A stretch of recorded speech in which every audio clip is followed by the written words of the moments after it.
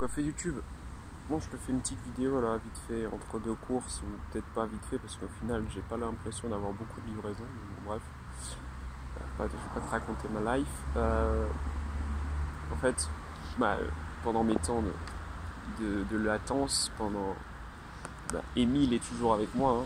Hein. Et là, en lisant un passage, ça m'a donné envie de faire une vidéo.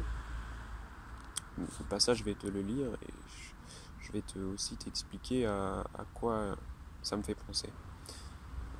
Je vais te dire déjà en premier à quoi ça me fait penser avant de te lire le passage.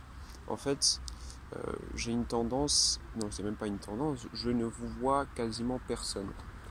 Quand je dis quasiment, c'est que ça peut m'arriver, puisque j'ai encore un peu le mindset, le programme qu'on m'a mis dans le cerveau, dans le processus intellectuel dans mon cerveau, voilà.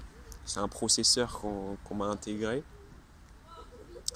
Mais je déteste le vouvoiement, c'est quelque chose que je trouve méprisant. Et donc, aujourd'hui, il est rare que je vois les gens de premier abord. Ça veut dire, dès le premier contact, je vais te tutoyer. Parce que premièrement, je trouve que ça crée un rapprochement, parce que le vouvoiement, on est d'accord pour dire que c'est une espèce de barrière qui met de la distance entre deux personnes, puisque au final, ça hiérarchise un peu. C'est celui qui est vouvoyé, donc, quoique non, pas forcément, parce que si on se voit en retour, voilà. Bref, c'est une espèce de preuve de respect, mais qui moi ne me convient pas. Voilà. Je la trouve méprisante, froide, etc. Tout ce que tu veux. Donc c'est censé être une formule de politesse. Voilà. Et au final, c'est de ça que parle Rousseau dans l'éducation de l'enfant. Et justement, je vais te lire le passage pour encore, ce qui me montre encore une fois que ces paroles me parlent pas mal. Voilà. Alors, gardez-vous surtout de donner à l'enfant de vaines formules de politesse qui lui servent aux besoins de paroles magiques pour soumettre à ses volontés tout ce qui l'entoure et obtenir à l'instant ce qui lui plaît.